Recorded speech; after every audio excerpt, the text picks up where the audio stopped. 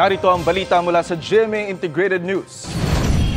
Hindi nagpiyansa si dismissed Mayor Alice Go sa kinaharap niyang kaso sa Capas, Tarlac.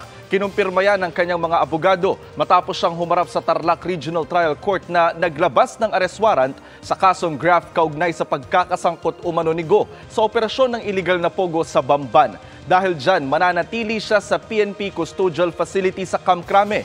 Sabi ni Attorney Stephen David, hindi niya matitiyak ang pagdalo ni Go sa Senate hearing dahil nasa jurisdiction na ng Tarlac RTC ang kanyang kliyente. Una nang iginiit ni Senadora Risa Hontiveros na sa Senado dapat i-detain si Go dahil sila ang unang naglabas ng arrest warrant. Narito naman iba pang balitang binabantayan ng GMA Integrated News. Rollback sa mga produktong petrolyo, posible sa susunod na linggo. Ilang senador bumisita sa Kingdom of Jesus Christ compound bago nagsagawa ng public hearing sa Davao City. At sa 24 oras, Pangulong Bongbong Marcos may gusto raw marinig mula kay dismissed Mayor Alice Go.